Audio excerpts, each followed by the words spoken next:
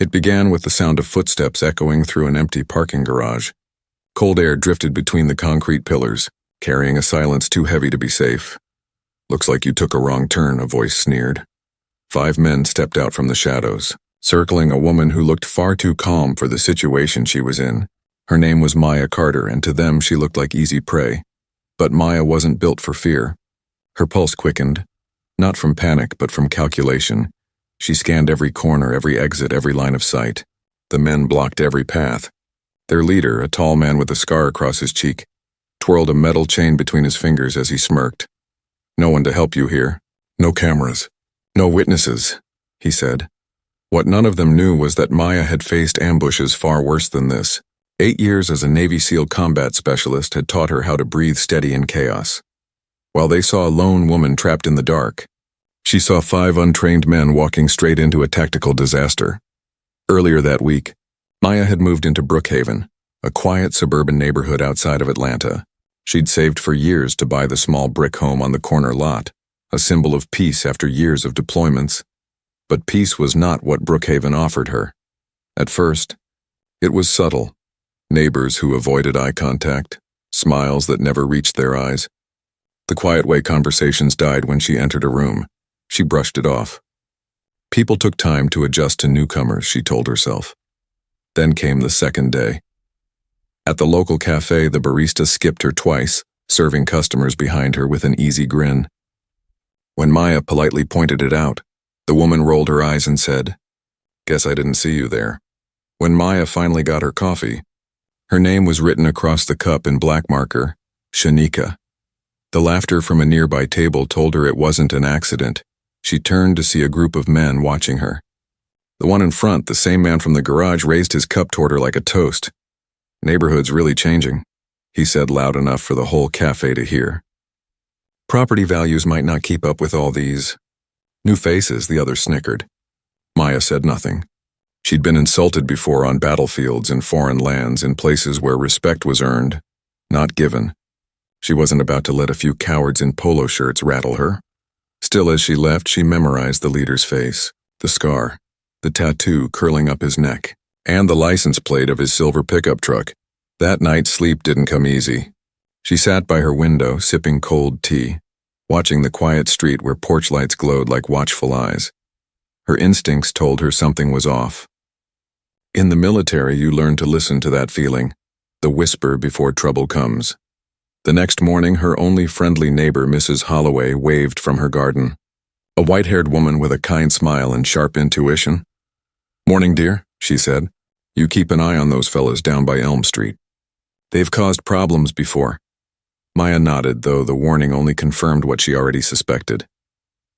That evening, as she drove home from the grocery store, she noticed headlights trailing her, a silver pickup. Her jaw tightened.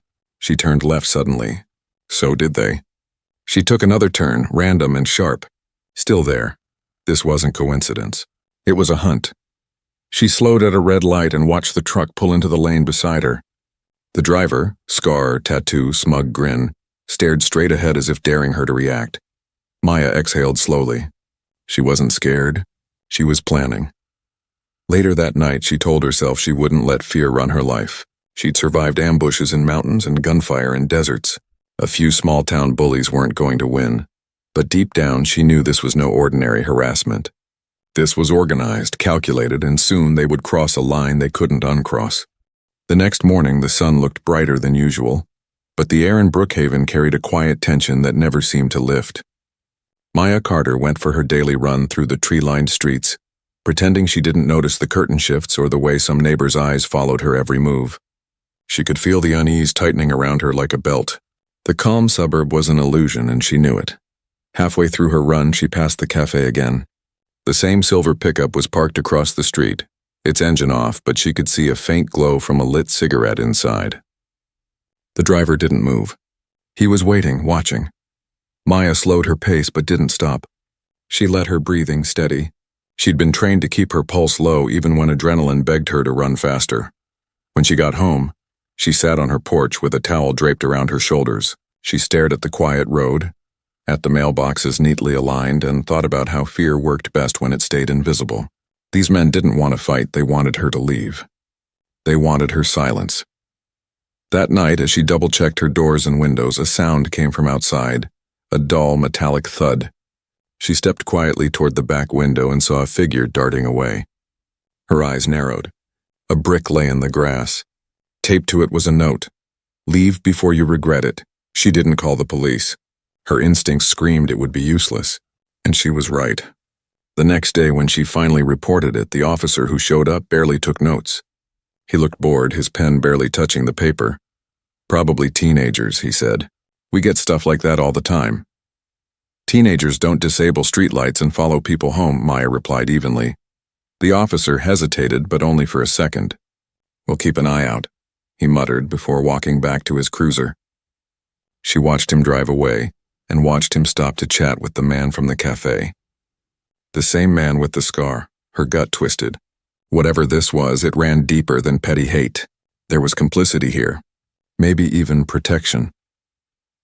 That night, the lights outside her house went dark again, one after another, until the whole street was swallowed in shadow. The hum of her phone faded. No signal. It was time to stop reacting, time to plan. She went to the back of her closet where an old black case sat behind a row of coats. The lock clicked open with a familiar sound that brought back the desert heat, the smell of sand and sweat, the quiet intensity of deployment nights. Inside lay the tools she once used to survive. Compact surveillance gear, motion sensors, tactical flashlights, and a non-lethal defense kit she'd built herself. None of it illegal. All of it precise. She laid everything out on the table. Her movements were calm, mechanical, the same rhythm she'd had when preparing for missions overseas. Only this mission wasn't on foreign soil. It was in the middle of an American neighborhood. She set small motion detectors near the windows, hidden beneath flower pots. Tiny cameras above the door frames, a secure tablet on her desk connected to encrypted storage. Every move was recorded, every pattern logged. When she was done, she sat at her desk and opened a secure communication channel she hadn't used in years. The voice on the other end answered instantly. "Carter, it's been a long time." "Jackson," she replied. "I have a situation." They spoke in clipped phrases, coded but clear. Jackson, her former SEAL commander, listened without interrupting as she outlined the escalating harassment. The surveillance, the intimidation, the compromised police response. His tone changed. "You think it's organized?" "I don't think, I know. They're following operational patterns, testing boundaries, mapping my responses." "Extraction?" he asked. "Negative," she said sharply. "Not retreating from home turf." There was silence on the line. Then Jackson said, "Understood. I'll activate remote monitoring. You'll have eyes on your perimeter and cloud backup every 12 hours. Check in regularly. If you go dark, I escalate to federal." "Copy that," she said. "Carter," he added. "Be careful. You're not in uniform anymore. The rules are different." "I know the rules," she said. "That's why I'll win." After the call ended, Maya looked around her quiet home. She wasn't afraid of a fight, but she wasn't looking for one either. Her goal was bigger: proof, documentation, exposure. Predators could hide in plain sight, but evidence could drag them into the light. As she finished setting the final camera by her front door, headlights flared outside her window. The silver pickup again. This time it didn't just drive by. It stopped. 3 silhouettes stepped out. Flashlights swept across her yard, landing briefly on the window where she stood. Maya didn't move. She let the cameras capture every second. Let them think she was afraid. That was the advantage she needed, because when the time came, they'd discover just how dangerous quiet confidence could be. That night marked a shift. The hunted had begun her counteroffensive. 2 days later, the neighborhood association gathered in the small community hall on Pine Ridge Drive. Folding chairs were arranged in neat rows, a projector hummed quietly at the front, and the air carried that particular unease that comes when politeness hides something uglier underneath. Maya arrived exactly on time, dressed neatly in a navy blue jacket. Her posture composed, her expression unreadable. The murmur started the moment she walked in. Conversations dipped to whispers, and pairs of eyes followed her to the back of the room. At the center sat the man with the scar, Cole Harris, the same one who had followed her, who had smiled from that silver pickup. Now he wore a pressed shirt and a badge that read, Neighborhood Safety Committee. His friends flanked him, nodding to others like they belonged there. The meeting began with forced smiles and empty chatter about lawn maintenance and streetlight repairs. Then Cole stood. His voice was smooth, the tone of a man pretending to care. "Lately we've had some concerns about security," he said. "Strangers walking around late at night. People who don't really understand how our community works. We just want to make sure Brookhaven stays safe." The word safe hung in the air like a weapon. Maya didn't flinch. She waited for him to finish, then raised her hand politely. "What authority does this committee have to enforce safety measures?" she asked. Cole's smile thinned. "We're volunteers. Just doing what's needed." "Volunteers," Maya said evenly. "Don't disable streetlights or follow residents home." The room froze. A few people shifted in their seats, uncomfortable. The association president quickly changed the subject, moving to community standards and property upkeep. Cole's friends smirked, exchanging glances. When the meeting ended, most people avoided looking at Maya. She walked out into the cool night, her shoes clicking softly against the pavement. Behind her, laughter. "She'll learn how things work around here," someone muttered. Maya didn't turn around. She'd learned long ago that the most dangerous predators were the ones who thought they were untouchable. By the time she reached her car, her phone buzzed with a message from Mrs. Holloway. "Be careful. They've done this before. They don't stop until someone leaves." Maya stared at the message for a long time. Then she locked her phone, started the engine, and drove home without music, her thoughts sharpening into strategy. When she pulled into her driveway, the street was dark again. The same lamps that had been repaired days ago were now dead. Her instincts told her what was coming next. Inside, she locked the door and went straight to work. The cameras were rolling, the sensors active. Her laptop displayed every corner of her property on split screens. She adjusted the angles, checked the feeds, then began compiling what she had gathered so far: vehicle license plates, audio recordings, the faces of each man involved. At 2 a.m., she noticed a motion alert near her fence. 2 figures crept along the edge of her yard, flashlights moving slowly. One of them kicked over her trash bin, laughing. The other took pictures. Maya recorded everything. The next morning, she found her tires slashed and a crude word painted across her garage door. Neighbors peeked from windows but said nothing. One man even smiled before shutting his blinds. When the police arrived, the same officer returned. He shrugged. "Hard to say who did it. No witnesses." "You sure it's not just vandals?" Maya's eyes met his. "You spoke to Harris the other day." "You too close?" He hesitated just a fraction too long. "It's a small town," he said. "Everyone knows everyone." After he left, she stood by the window, watching as he slowed his patrol car next to Cole's truck. The 2 men exchanged a wave. That night, she didn't sleep. She sat in front of her screens, rewatching the footage, cataloging timestamps, every laugh, every passing vehicle, every glimpse of the same faces. Her notes were methodical, her voice steady as she dictated into her recorder. This wasn't about revenge. It was about control, documentation, exposure. When she finally called Jackson again, her report was precise. "Pattern escalation confirmed," she said. "Power cuts, vandalism, surveillance by suspects. Expecting direct contact soon." His reply came low and firm. "If they come for you, do not engage unless necessary. Defensive posture only." "Understood." "Understood," she said. "But Jackson, they're building confidence. They'll come thinking they control the ground. That's when they lose it." After the call, she opened a file marked Operation Brookhaven. Every piece of data was organized. Photos, videos, statements, times, locations. It looked less like a victim's file and more like an intelligence dossier. By the end of the week, she'd traced the men's connections. Old social club records, a private online forum full of coded hate, whispers of similar neighborhood preservation groups in nearby counties. Her hand stilled on the keyboard as she realized the truth. This wasn't just about her. It was a pattern, a system, and she was about to break it. She made one last adjustment, an automated trigger that would send all her recordings to multiple encrypted servers if she missed a 12-hour check-in. Then she shut off the lights and waited.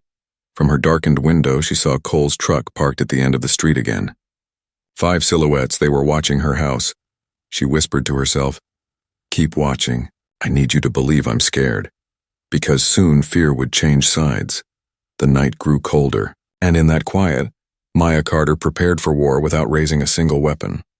The following evening, the neighborhood felt unnaturally still.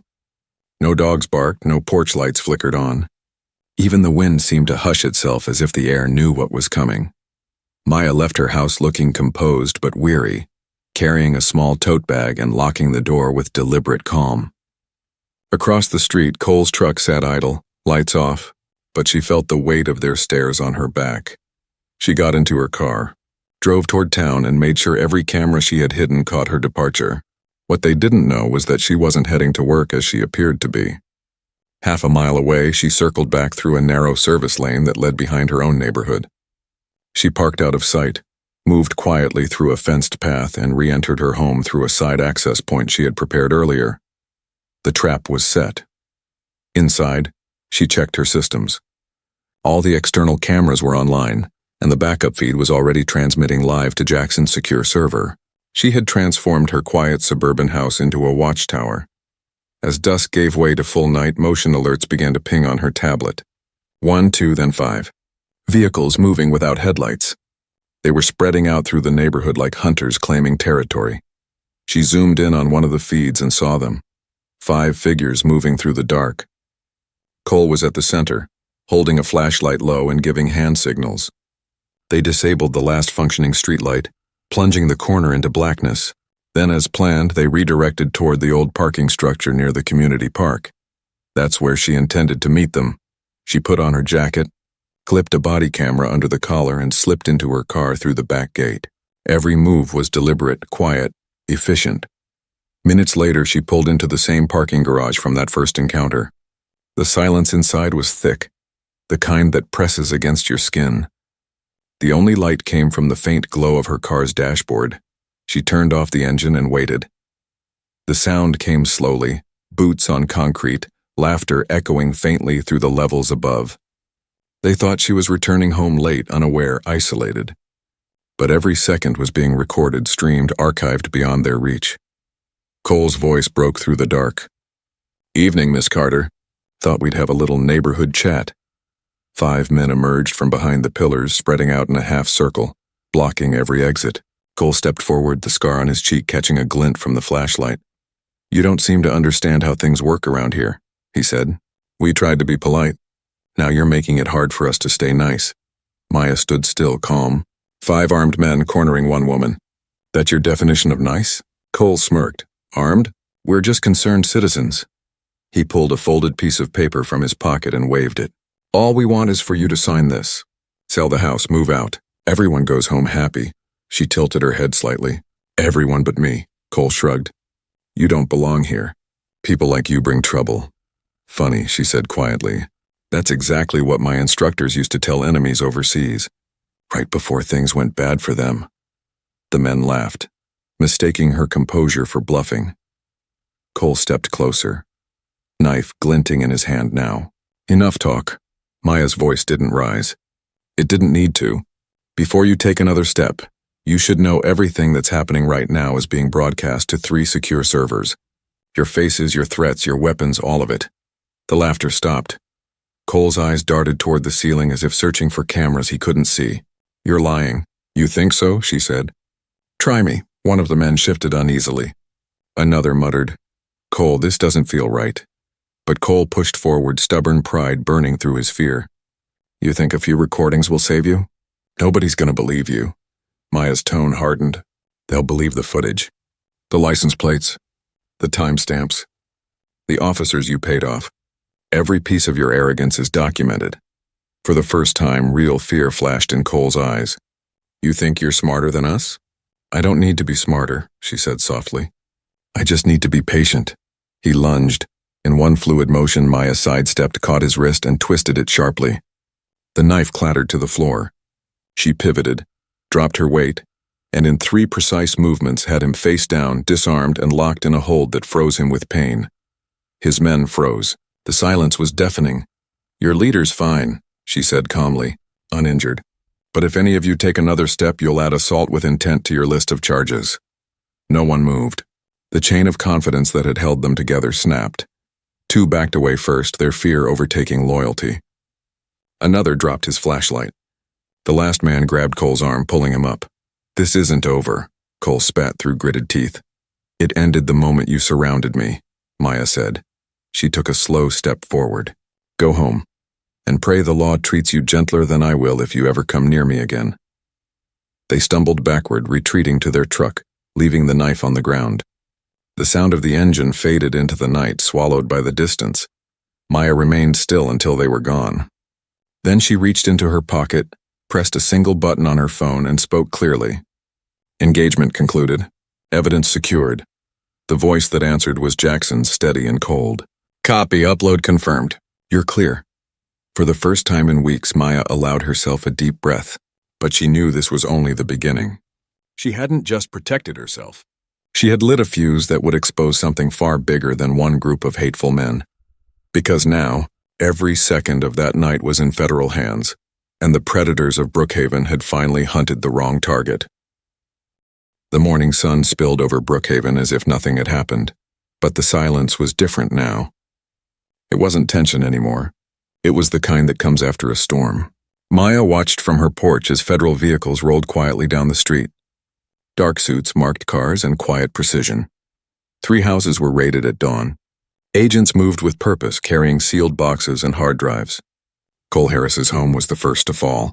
He stood on his lawn in handcuffs, his jaw set but his eyes betraying panic. Gone was the smirk, the superiority. His neighbors peered from behind curtains, stunned to see the man they had feared being led away by the very system he thought would protect him. Maya didn't smile. She only watched. Her work wasn't about satisfaction. It was about accountability.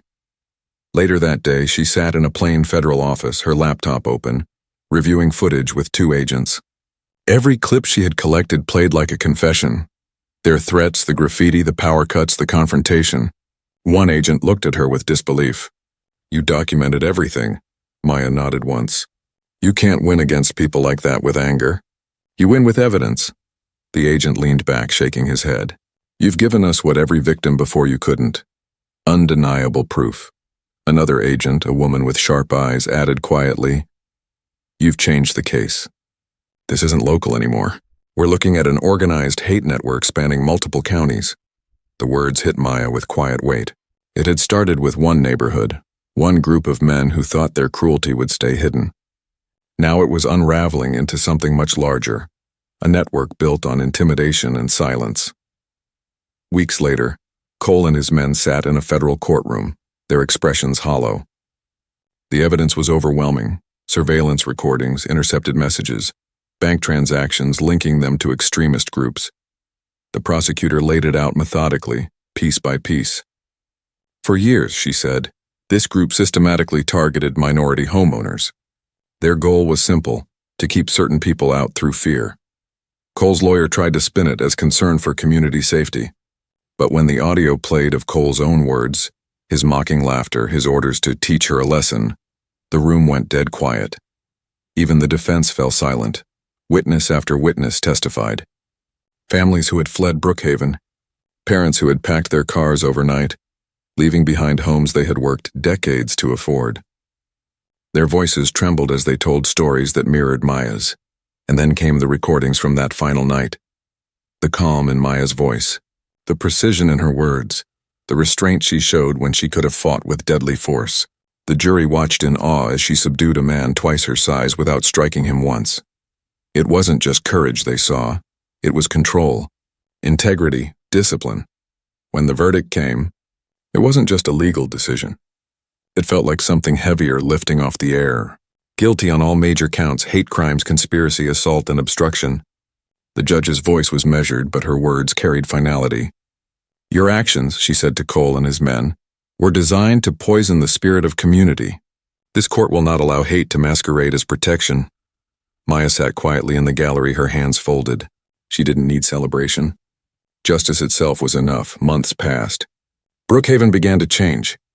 Houses that once stood silent now opened their doors. Neighbors who had turned away began to speak again, some with apology, others with shame. Mrs. Holloway hosted gatherings in her garden, where laughter replaced whispers.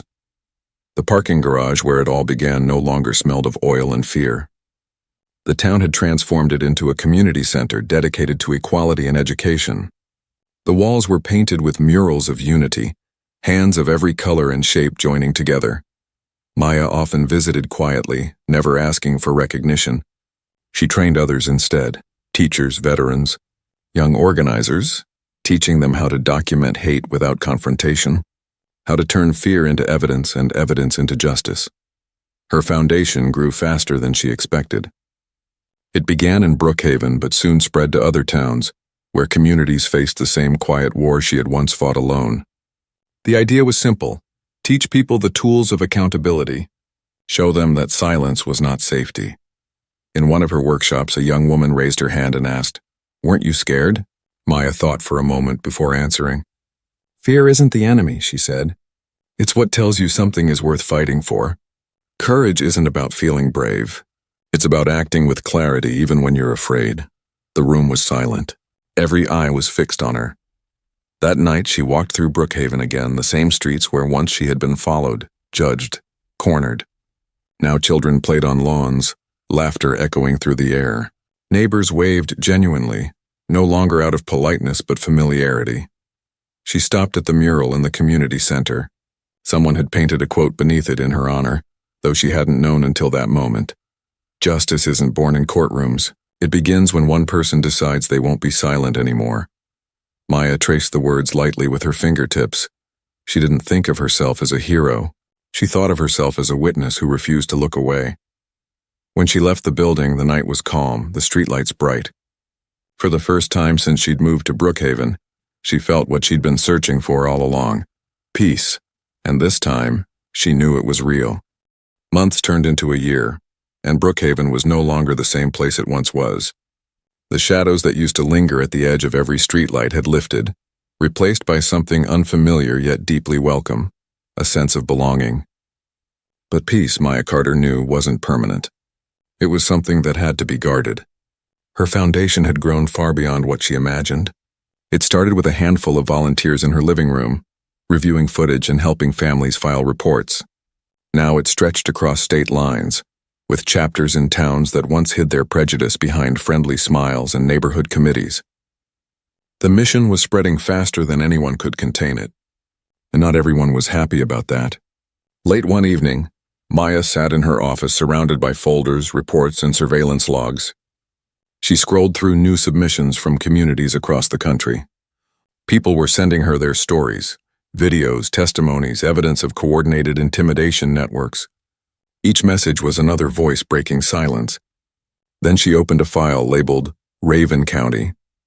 Inside were photographs that made her heart tighten. The same signs of organization she had seen in Brookhaven: slashed tires, burned mailboxes, coded graffiti. But this time, one image froze her completely. A photo of a small community meeting, and in the background, half hidden in the shadows, a familiar face. Cole Harris's younger brother. He was rebuilding what Cole had lost. Maya leaned back, letting the realization settle. She knew this fight would never truly end with one conviction. It wasn't just a group of men.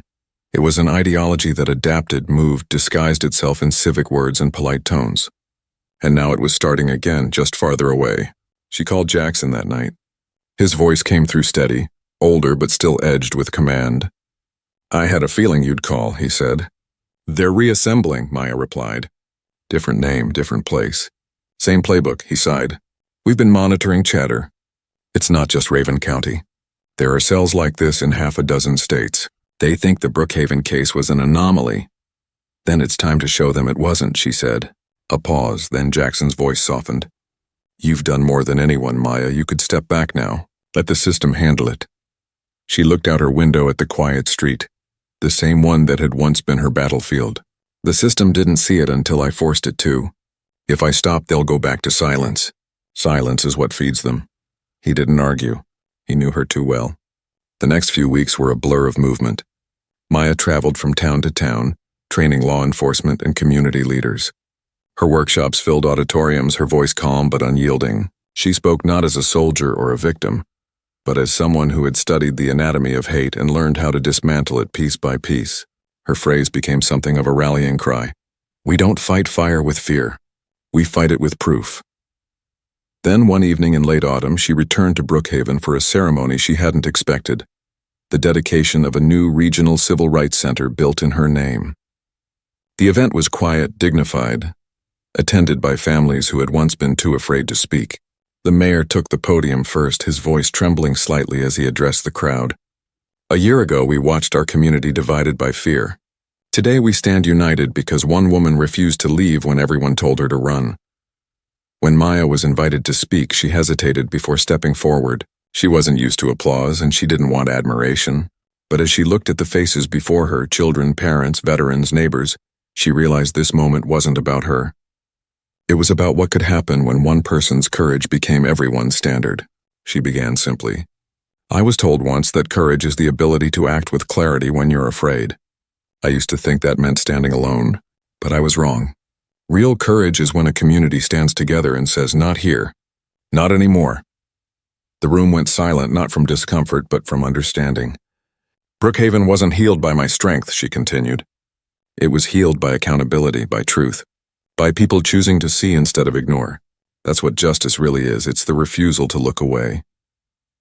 The applause that followed was gentle, steady, and real.